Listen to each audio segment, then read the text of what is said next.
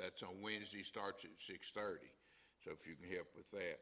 And we're going to have a cookout October the 2nd. So if you're interested in eating, just come on out. We'll have a cookout and have a good time there.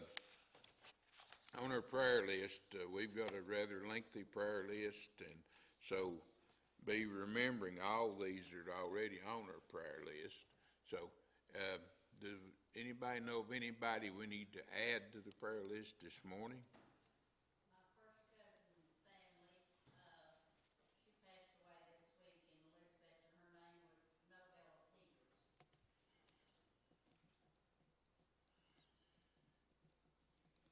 Peters. If you could take Ann Beverly off, I think she passed away. Who's that? Ann Beverly. She's in the little hall right there. Okay. Down the bottom. All right. Is there anybody else?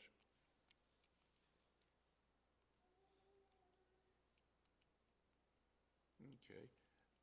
If not, Brother Larry Mottsinger, would you open us up in prayer this morning, please? Heavenly Father, we're so glad and thankful that we could come to you this morning in prayer and in worship. Heavenly Father, we pray you will be with our pastor as he travels. And Heavenly Father, we ask that you would be with each and every member of this church. Give us the strength to live life that we should live today. We thank you for all things, Heavenly Father. Most of all, we thank you for Jesus Christ, our Lord and Savior. And we ask these things in his name. Amen. Amen. Let's all stand up and turn around and greet each other. Welcome everybody that's here this morning. Glad to see you this morning.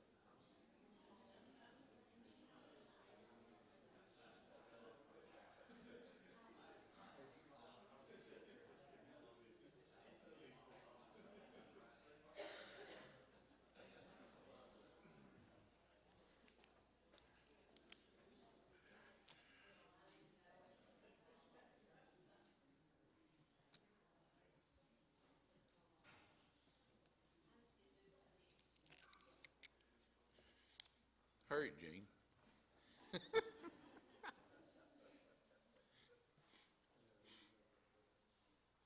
Now, Bailey says she has the music on CD for our song, I Need Thee Every Hour, number 450. I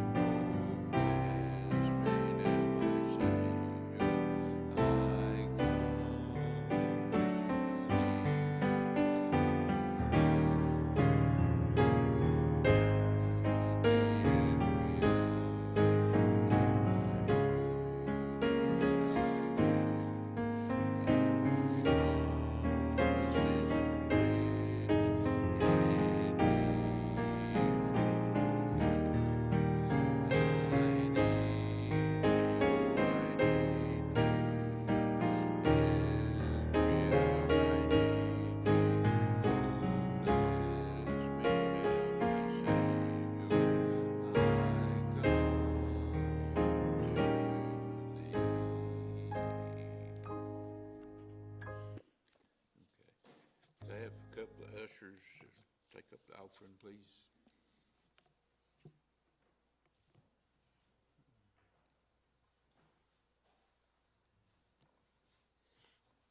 Brother Bill, will you lead us? Heavenly Father, as we come to thy throne of grace on this special day, in this special place, Father, we thank you for prayer, for that we as believers can come to holy and righteous God and know that Jesus is your answer. Thank you for our many blessings of life, Father. Most of all, we thank you for salvation that was made possible through the death, burial, and resurrection of the Lord Jesus. Thank you for the freedom that we have in this nation, that we can assemble without the threat of persecution. Father, we do ask you to be with our nation and the world in these traumatic times, and especially the outcome of the election, Father. We just pray that somehow that we might find leaders that would look to the scriptures for the leadership and guidance and decisions they make. Now, Father, we ask you to be with our pastor and his family as they travel. Now, bless this offering that we ask in this thankful, these blessings we ask in Jesus' name, Christ. Amen.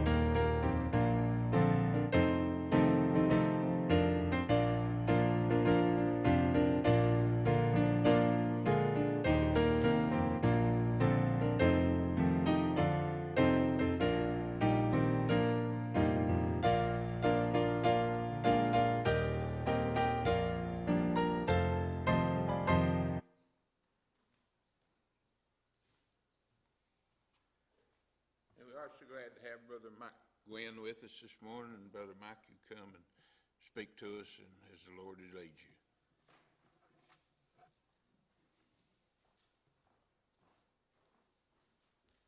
Good morning. It's good to be here. I was looking through the church and I didn't see anybody I recognized. And then I started thinking how long it had been since I'd been here. And I've been here, I've preached 2 or 3 times, and I've give a couple reports. And I started thinking, I believe it's been 10 years since I've been here. So I don't know if anybody was here then. But it's good to be back here. Brother Jim called me, I think Tuesday. He was in Nashville and asked me if I could come. And I told him I just got back from Pennsylvania. And actually, I went up there to preach at a church plant that we worked with, and some of the members of your church went with me in Nipponos Valley. And that was 9 years ago. And when I was there, some of the membership was asking me about some of the people that came, and many of them have either moved or now went on to be with the Lord in 9 years. So you never know what next breath will bring you. Brother Alan Cook we had our meeting right here almost 10 years ago when we went up there. Brother Steve Spratlin, and he's now a church planter in Arizona. So time just moves very rapidly. I am the volunteer missions coordinator for our association, and I'm the missions pastor for Emmanuel Baptist. And I'm letting the young ladies set everything up. I can't wear a watch because they quit on me, so I'm going to have my cell phone up here so I can keep an eye on my time, because I can't get long-winded. There's a lot I want to show you this morning. I know it's that time of year for the Golden State offering, so I'm a little early. I'm going to talk to you and show you some things that you normally hear during the Lottie Moon season. Is there any WMU in here? Do y'all still have WMU here? You do? Okay. every year we hear about how many unreached people groups there are around the world. And I've heard about them for years. But one of the things that the International Mission Board has tried to get churches to do is step out and to start reaching unreached people groups. Well, we have done that within our association. One of our church has done that. And it's a lot of work. And what I want to do is show you what the Bible actually has portrayed as what the church is supposed to be doing. And I'm going to do that this morning in the time that we have. So with that, let's go ahead and get started. In Matthew, Jesus said to his disciples, the harvest is plentiful, but the laborers are few. Therefore, earnestly pray to the Lord of the harvest to send laborers into his harvest. You notice he didn't say to pray for the harvest. He said to pray for the laborers that would go into the harvest. The harvest is there. They're there waiting for us to come. And this is one of the things about reaching out to unreached people groups, that you'll find that there's people around the world that is waiting to hear about Jesus. And I'm going to show you some of those this morning. You can go ahead and move through this one. We selected India because India is the darkest place in the world. They have over 22,000 gods. I'm going to introduce you to a few of them this morning. And you're going to think that you're seeing things from the Old Testament, and you will be. Sin is sin, darkness is darkness, and it is still there like it was many, many years ago. This is out of my room in Calcutta. We prayed for 2 years about which unreached people group that we were going to adopt. Our church adopted them. As soon as our church adopted them, I started taking our church through what was considered how to engage an unreached people group. And once we started doing that, on one of those programs that we were going through, the pastor from Englewood Baptist in North Carolina said, if you don't want your health destroyed, if you don't want your wealth destroyed, and if you don't want your church turned upside down, do not do this. Do not go to an unreached people group. The reason being is, if you don't think you're going to get hell's attention, when you start going into Satan's realm, where God has not been proclaimed and has not been there in over 2,000 years, you're sadly mistaken. Most Christians really don't understand that statement that I just made. But my pastor,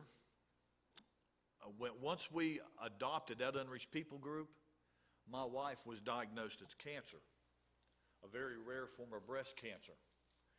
And then from the pulpit, I made the statement that I knew that it was spiritual warfare and that I didn't care, that Satan was not going to turn me around because my church depended upon me to do all the training and to do everything to get us there. Then I wound up in the hospital with my heart. My pastor wound up in the bedridden for 3 weeks with pneumonia. And it's not coincidence, folks, it's called spiritual warfare. So, after taking the church through this, preparing the church for what we were about to do, the International Mission Board called us, asked us to come, and then we were going to go start looking for the Doba people. The Doba people are one of the low caste system, in the caste system in India. They're washers of clothes. They're unclean people because they touch things that are dirty. They're one of the lowest, if not the lowest. Now, from my room every morning at 5:30, I would hear the mosque. I would hear the prayers from the Muslims come out every morning at 5:30, and it's almost set a clock by what happened next is the ravens would come in. There you go. Ravens every morning would come in and just start squawking every morning. But we were there to take some classes, and we were living in the British Missionary Society compound. This was founded after Jonathan Edwards when he started doing mission work in India back in the 1800s, 1700s. Now, one of the things, there are Baptist churches in India. They are museums. Because the British, when they went over, we made the same mistake. We went over and built churches. We didn't reach the people. We built churches. It was during colonization days, and the British folks would come to the church. Once the British moved out of India, those churches just closed up. They become historical landmarks. Presbyterian churches, Baptist churches, they're really beautiful, good to go look at. But anyway, this is right up the street from one of Mother Teresa's places. Mother Teresa has several houses around the city, and this is inside the compound. Right as you go outside the compound doors, there's people sleeping on the streets. One of the things they wanted us to do was come and get what's called ASAP training, and so that we could learn how to reach out to the people. ASAP, abiding in Christ and learning how to follow Christ, seeking, going out, doing evangelism, obedience.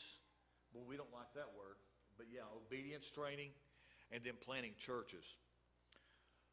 With that, we found some things. If you look how dirty it is. Now, I'm in Calcutta. If you are in Hampton and you turn to come to Mountain City, that corridor that runs from Hampton all the way to Mountain City is about the size of what's called West Bengal. West Bengal is the state in which Calcutta is in. Now, there is 48 million people in Calcutta and in West Bengal. So, in other words, from Hampton to Mountain City, in that corridor, there would be 48 million people. Can you imagine that? 48 million. It's kind of hard to get your hands wrapped around it, but you see this trash everywhere like what's on top of this roof of this building. This is not a busy time of the day. There is, in West Bengal, there are 700,000 Dobas. We could not find them there amongst the 48 million. We would go out every day looking for some of those with our missionaries. But as we were going through our training, some of the things that we had to learn is about some of the pagan temples. Now, you're seeing this. This is Mother Teresa's place. It's for the dying and the destitute. And you say, well, wait a minute. Why has he got this listed as a pagan temple? When you go, what they call the mother's houses, this is for the dying and destitute. This is where Muslims, Hindus, Sikhs, it's where they come to die. When I mean come to die, I mean they're on death's bed when they come there. They're probably living on the street. But they don't witness to them. They don't share Christ with them. What they do is they help them to be a good Hindu, or they help them to be a good Muslim till they die. That's pretty sobering, isn't it? People coming to die, and you're going to wash their feet, and you're going to feed them, and you're going to clean them up every day until they die, and then you're going to watch them slip into the eternity of hell. Ladies and gentlemen, that's not missions. That's not gospel-centered. That's not even Bible. That's nothing. That's why we classified Mother Teresa's dying and destitute house as a pagan temple. It's no different. As a matter of fact, you couldn't even go into it from 12 o'clock to 3 o'clock because they feed them and bathe them. But when you go in there, it's just rows of beds. People with leprosy, with all kinds of different diseases. Now this is another pagan temple. This is Kali. You know, like on the Temple of Doom, Indiana Jones, Kali. Well, this is a Kali temple. I got in trouble there. Now, what you're seeing is where I got in trouble. You're not allowed to take pictures inside the temple. So I had my camera in front of me and stuck it into the open grates and was taking pictures. I was trying to get pictures of what was happening. What was happening was a sacrifice. They were sacrificing a goat. You remember in the Old Testament about the escaped goat? The sins would be cast on it to go out and run out of the city. Well, this one didn't get to run out. They were hacking its head off inside the temple. And the people, if you looked really hard, they're barefooted inside that temple, and they have an altar there. And this guy will bring the goat in, throw the goat down, and then take a machete and hack its head off, or try to. It was pretty grisly to watch this guy destroy this animal. And then people would come by with their fingers and dip into the blood and put it up on the altar. And on the outside of the altar, you can see, or coming outside of it, look at all the blood, it's everywhere. Just like in the Old Testament days. So people would come there to get their sins atoned from Kali, from the sacrifice of a goat. And then they just drag it out there. And when they get so many that come into the temple, they take another goat in and do the same thing. Next slide. Now I got caught, but they allowed me to take pictures of this scene outside the temple. And these are all the people that's standing around waiting for them to cook that goat so they could eat. Which, by the way, is right behind Mother Teresa's house. It's Mother Teresa's house is here, right behind that gentleman, and then the Kali temple's right there. Most of these temples are all right in a 1-block radius in Calcutta. Go ahead. This is Kali. I have no clue what he is, other than he is just one of their 22,000 gods. He's one of the largest gods in India. Now, this is a mini Kali temple where you can just come by and ask one of the priests to throw a blessing at you. Or you can go, this is a Brahmin temple. Now, these are two brothers that are coming, and they're asking the Brahmin priest, they bring a food sacrifice so that he will lift up his food sacrifice so that their parents will stop haunting them. They want some peace in their life, and so they think by doing this food sacrifice that they'll have some peace. Actually, the only thing they're doing is feeding that Brahmin priest and all his ladies that's sitting in behind him. That's all that happens. Next slide. This is my favorite. I don't even remember the name of this one. This is a story about a husband and wife that's traveling to a faraway place, and the husband falls dead. Well, when he falls dead, she prays and prays and prays for days. He won't come back to life. He just lays there. So she decides to take him back home. They bring the ship up the river. They bring it to this location, and they carry him onto the ship. As soon as the ship goes out into the river, he comes back to life. Let me show you that river. Yeah, look at the trash. And you see the people standing in it. And right up above it, you'll see water coming off a bank. That's from an open sewer system from all those shanties and all that garbage. And they're down there digging for treasures, trying to find stuff. And this is the goddess. She's a little dirty right now. She needs to be cleaned up. That is real human hair that is on her. They replace it whenever it gets wore out. But this is just a sample of some of the gods that these people worship.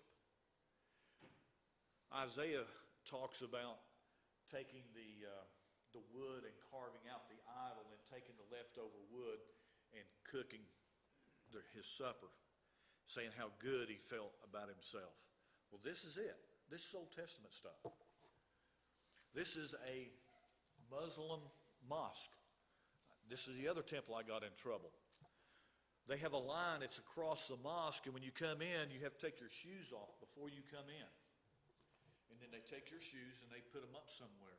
Well, when we were coming back out, they handed me my shoes, and I didn't think about it, but the line was like right here, and I just set my shoes down and went to slip my shoes in, and the Muslim man grabbed my shoes and threw them out into the street into the traffic because I had violated the temple. So I had to run out into the street with all the traffic and get my shoes. Then when I came back up to put them on, he stretched everybody's hand out. Money. You owe me money because I washed your shoes. Yeah, that's the world that's coming here, folks. All these things that you're seeing, it's coming here if the church doesn't wake up. Next one. The gentleman that's taken me through there is one of the best translators in the country. He translates books. Josh McDowell's more than a carpenter. It took 3 years for him to do that. After spending a few days there going through classes, one of our missionaries, they located some Doba people, Now, I'm gonna tell you, in most cases, it takes churches 3 and 4 years to locate an unreached people group, much less reaching any of them. This is our first trip over, and we've located some. We had to get on a plane and fly to another part of the country. It's called Ranchi, India, which is the city. It's in the state of Jharkhand. You see cattle everywhere. Anything that's a giver of life in India is considered a god. If a tree bears fruit, then that's a giver of life, and it's a god.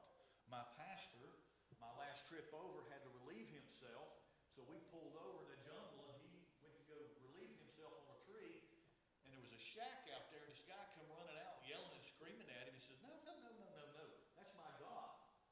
Here, urinate on the corner of my house, but not on my God. You can't make this up, folks. This is true. This cow has free reign through the streets. It's considered, when you're going through the phases of life, once you get to go into an animal, especially a cow, that the next highest thing is to be a Brahmin when you come back in reincarnation. Next slide. Mode of transportation. These little things will do about 35 miles an hour. I'll tell you a little bit more about that in a few minutes. Those are just about gone. The bicycle ones, they're being taken over by little bitty cars. Now in this little town, there's only 6 million people. While we were there, we worked through the International Mission Board, but we also worked with a ministry.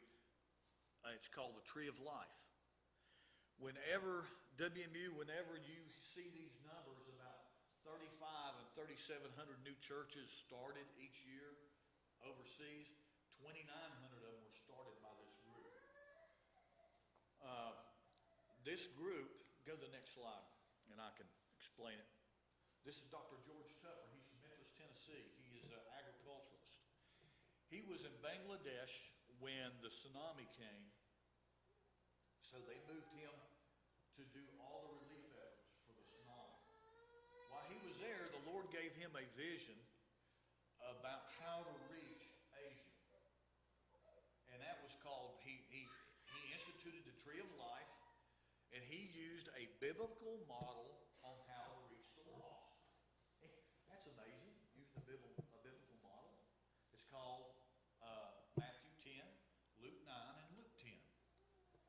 And so all that cooperated together. Most of these people are illiterate, so you have to train them by symbols or figures or by orality. So that's what the Tree of Life does. The Tree of Life starts somewhere in the neighborhood of 2,500 to 3,000 churches a year in Asia. And that's why we selected to work with him. I think he knows what he's doing. These gentlemen right here, most of them are under the age of 25. They are pastors. They can't read and write. And they are going into a Muslim area to work. Everyday people, it's amazing that people's living on well water in the middle of a city of 6 million. But you find that there. Water there is very, very precious. Kids are kids everywhere.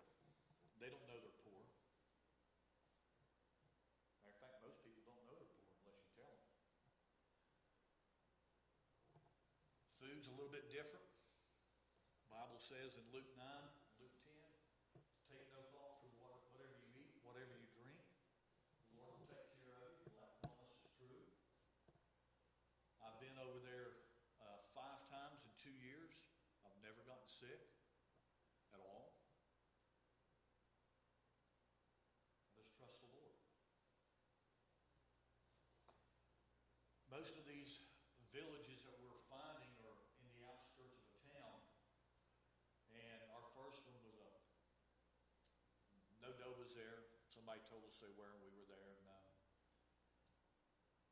But then we found we sent out some of the local pastors of different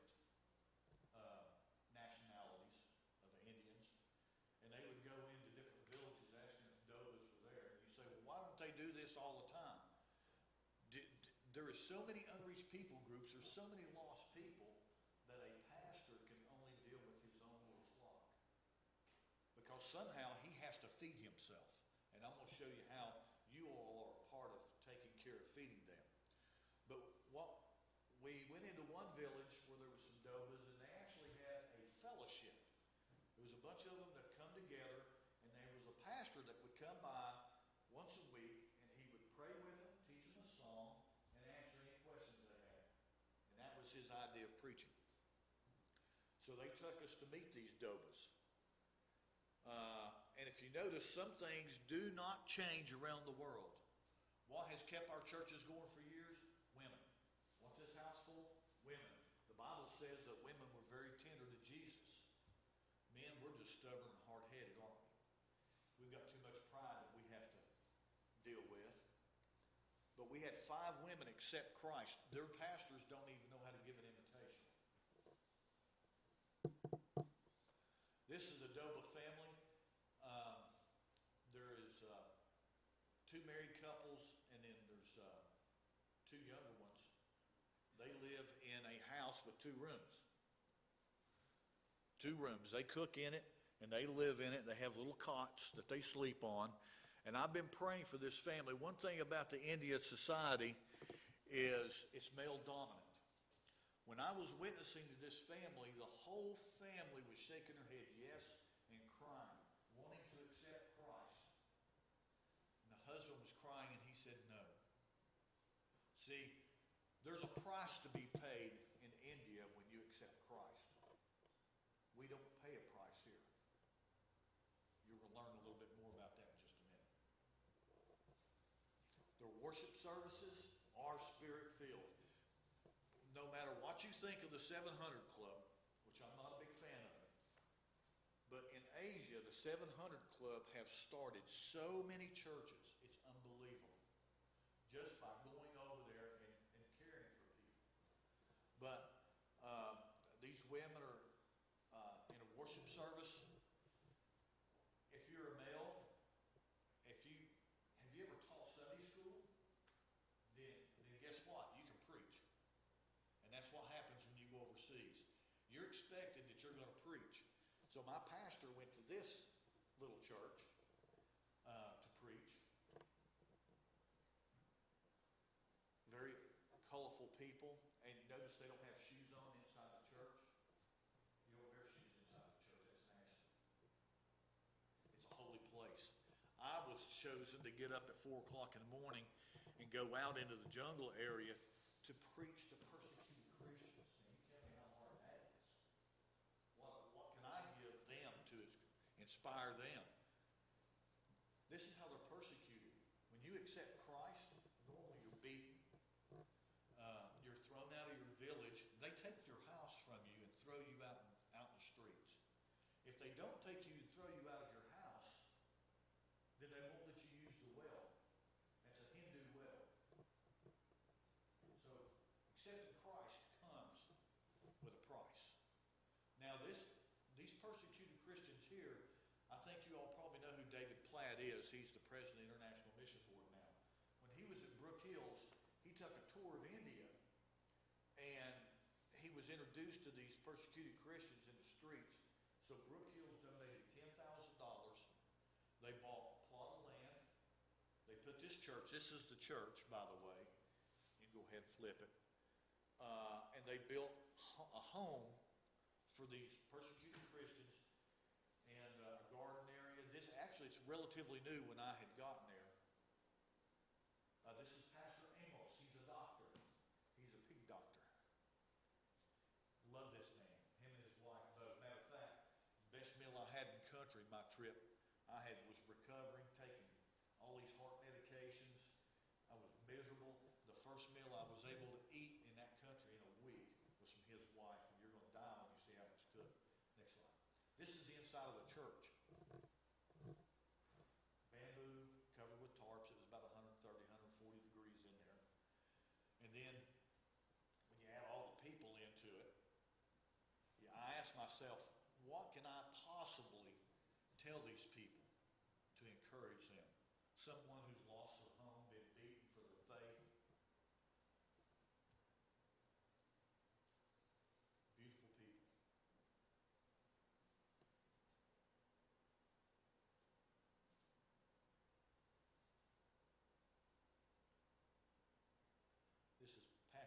Amos's wife in the second floor of the apartment building that they built for that $10,000. Well, they drilled a well. That's what part of that $10,000 did. They done agriculture. That's all Spanish, and they do the leftover water is what waters that, so they have greens and stuff to eat. The kids, now they're always dressed and they're so clean. It's amazing how kids can stay so clean. This is the building that they built for $10,000. Bought the land, built the building, drilled the well.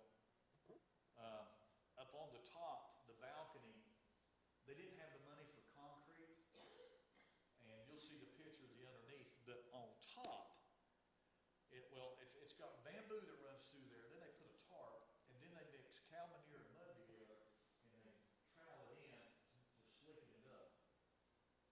And that's the floor that they have. Now, you might ask yourself, what is this? This is called the kitchen stove. And this is the fuel. I think everybody here knows what that is.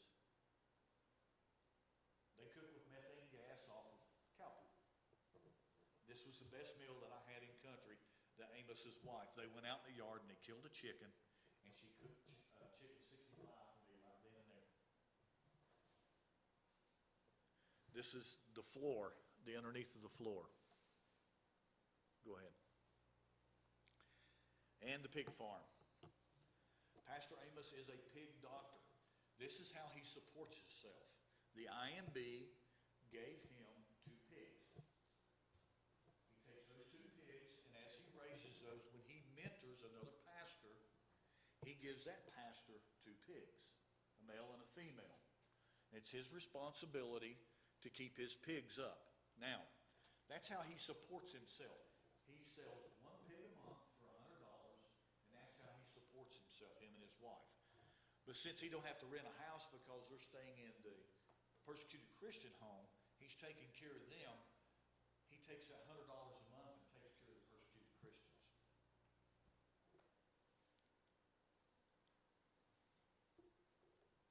Those persecuted Christians work the pig farm and try to go out and find day jobs. Then we went into a third Doba village. This is one of those places that you go into that Pastor Amos is the one that actually found it. Is one of those stories that you read about on Mission Mosaic or one of those. This is the village nearly well or drunk. I've witnessed him 2 or 3 times. This gentleman right here in the green shirt, when Pastor Amos went into the village, he asked him, he said, is there any Dobas here? He goes, yes, I'm a Doba. Why? He goes, well, there's some Americans here, and they want to meet some Dobas. He goes, why? He goes, well, they're Christians, and they want to come tell them about your God, about their God. And he goes, I've been wanting to become a Christian, but I did not know how. This guy was waiting for us to come. Now, his whole family threw a fit when he accepted Christ and told him no, that he didn't know what he was getting himself into. And he even told his wife, no, be quiet. This is what I've been waiting my whole life for. Be quiet. We took him out that night and baptized him that night. He wanted to be baptized that night. And that's something that's very, very important, is for them to get them baptized immediately. See, in India, and I'll show you when we get to it in a few minutes, you can go over there and you can have 10,000 people accept Christ. You've probably seen things like Benny Hinn and some of those people that go over there, hundreds of thousands of people accept Christ. They're no different than the Greeks. If you remember on Mars Hill, they even had a marker to the unknown God, so they didn't want to upset the God they didn't know about. Well, they just take Jesus and put him on the shelf with the rest of their gods. Unless you tell them he is your Moloch. They understand what the word Moloch means. Moloch in the Bible means Lord and Savior and King. He is your Moloch. When you say, do you accept Christ as your Moloch? Oh, no. That means he he's the only one. No, no, no, no, no, no, no. That really separates it. So we baptized this gentleman in the lake in the middle of the night.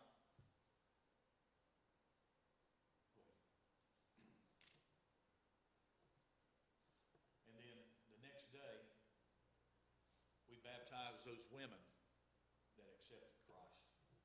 Now, we're pretty fortunate. We found people on our very first trip. There's a church in Jackson, Tennessee that has been going over the same amount of time as I have, and they've yet to baptize anybody, they've yet to lead anybody to Christ, and they're just now starting to find the Ho people.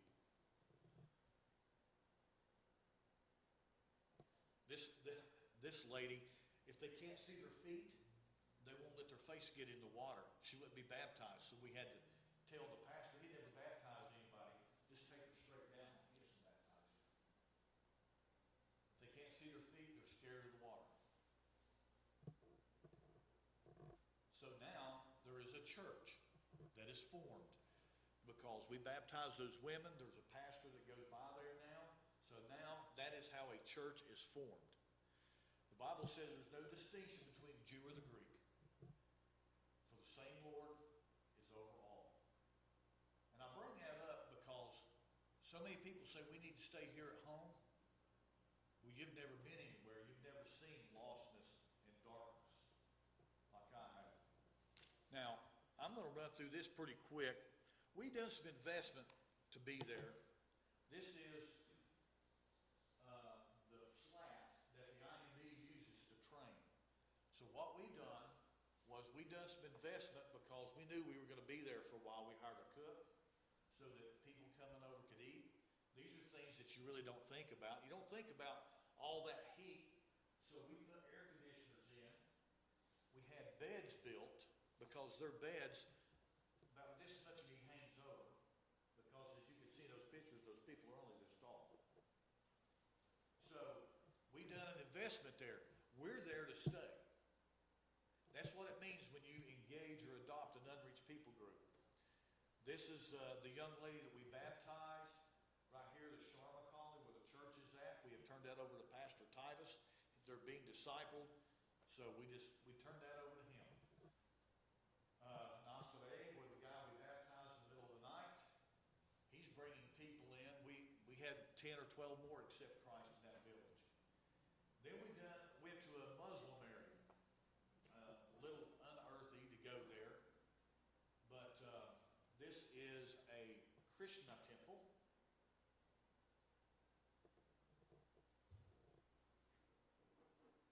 Now, what will break your heart as you look, those are just clay figures that's up there. The next slide, these people are bowing down, praying to a piece of clay. It's rampant. This is what you would call a fast food place in India. The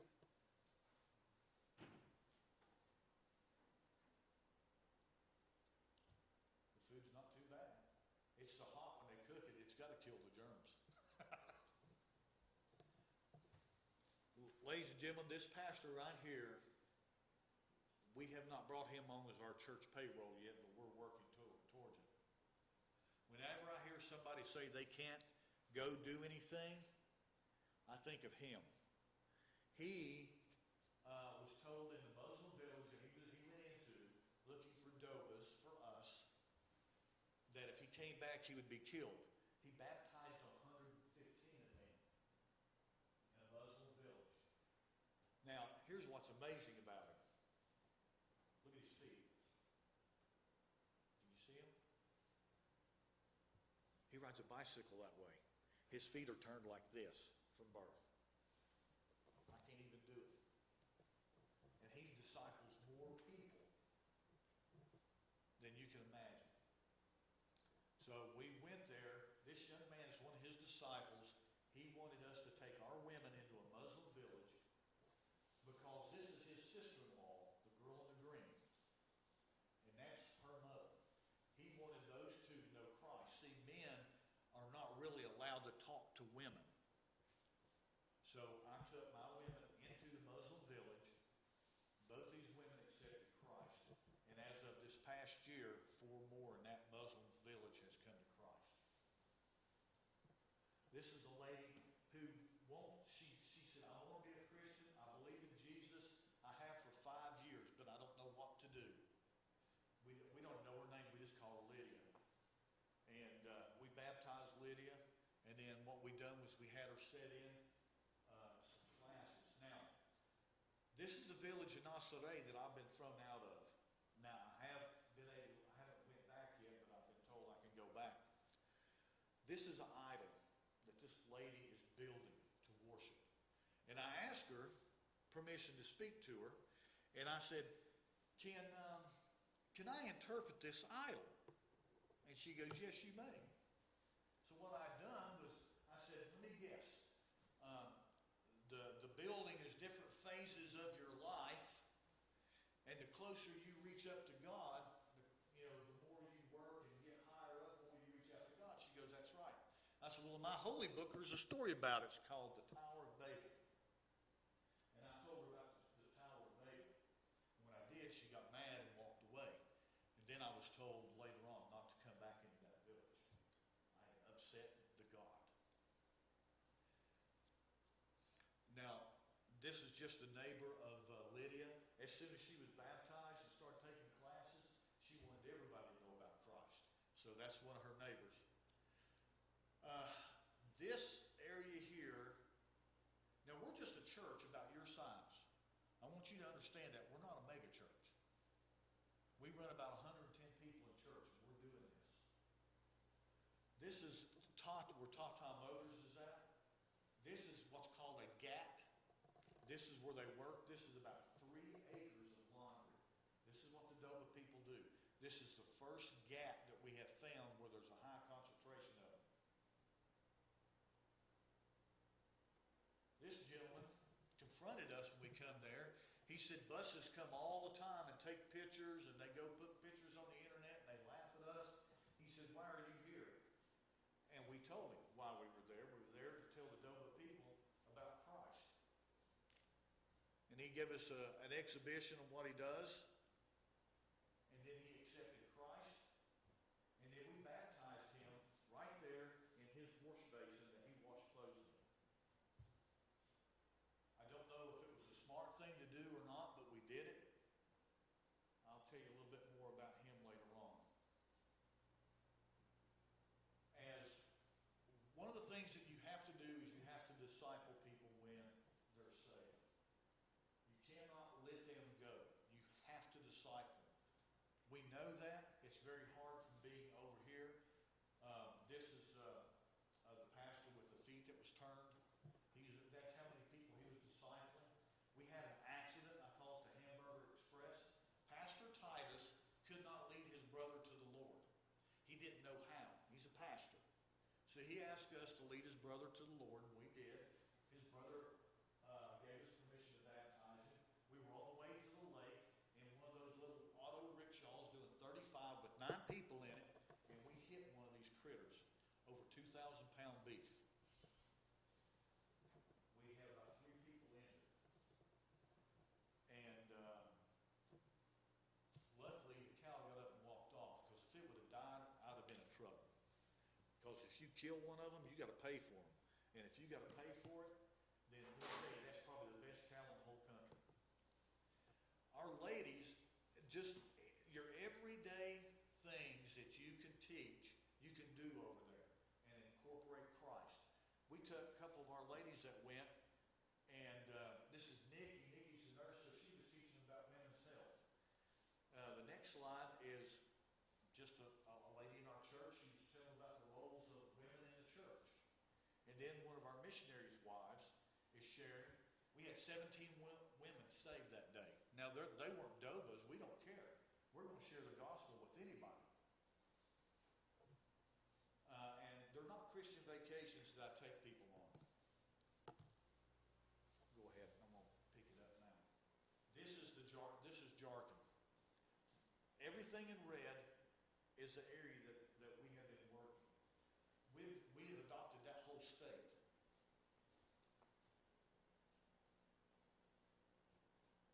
The green means there's a Christian there. You see that little dot?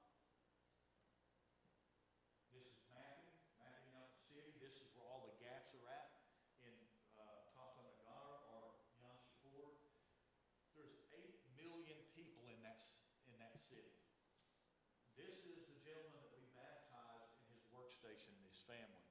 I'll tell you a story about him in just a minute. In the city, they cook the same way they do in the country, except they're a little more sophisticated. What they do is they dry them out, they break them up, moisten them, they roll them in coal dust and make briquettes out of them. And that's how they cook. This is a small gat.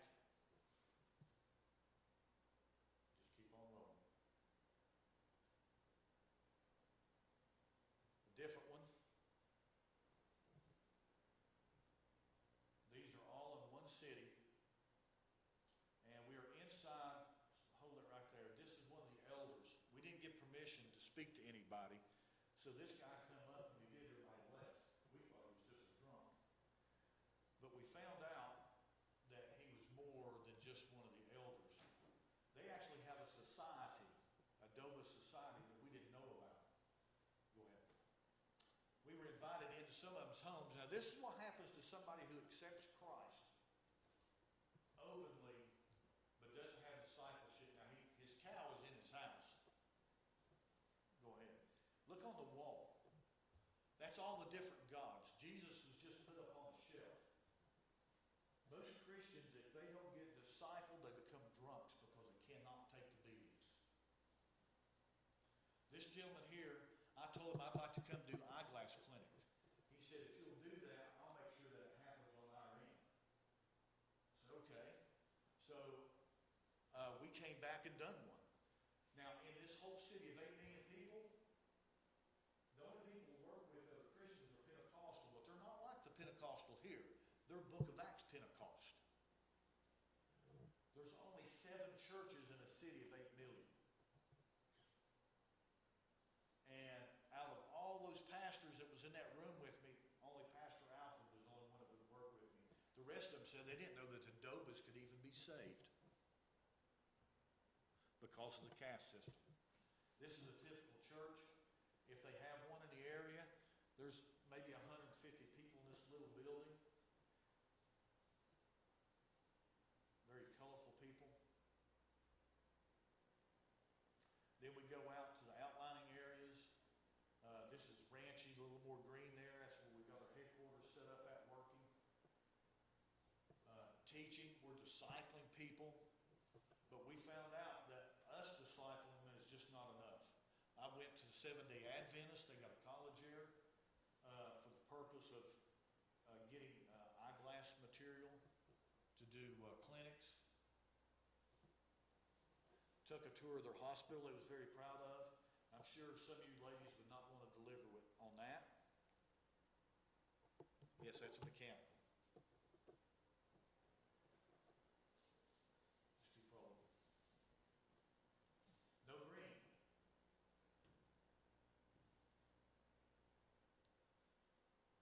I'm going to stop right here. This is Pastor Robert. Go to the next slide. One more. That's his wife. One more. See these children? Pastor Robert's a Pentecostal pastor from Southern India. The reason they allow him to come in there is he teaches kids songs and spends time with children. In the last 4 years, he's only led 12 people to Christ. He doesn't know how. He's a pastor. But him and his wife are there as a force of good. You see, these people have so many children, and they're so poor in that area that was all red that they sell their children. They got 8 or 9 or 10, so they'll sell one. They can afford to lose one, so they'll sell it to feed the rest. See, in Matthew chapter 16, Christ talks about the church. He says I will build my church and the gates of hell will not prevail. How many people here have a gate at their house? Anybody here have a gate? You do? And is that gate to keep something in or something out? Keep something in. We've said for years that the church as hell is beating on the back door. That's a defensive posture, and that is incorrect in Scripture.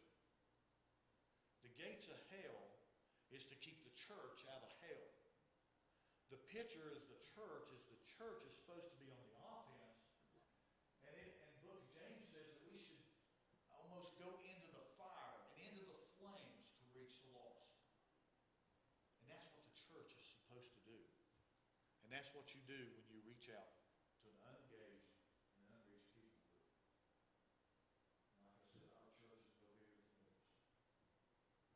But ladies and gentlemen, I thank you so much for allowing me to be here this morning. I hope some of this will stick with you. I want you to think about it the next time you see a house full of kids and somebody in the mud, or the next time you get ready to say, I can't.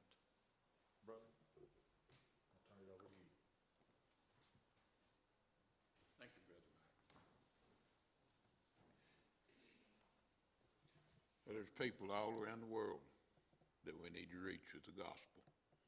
And we can be a part of that here in our church. And I hope we are every day. Let's stand.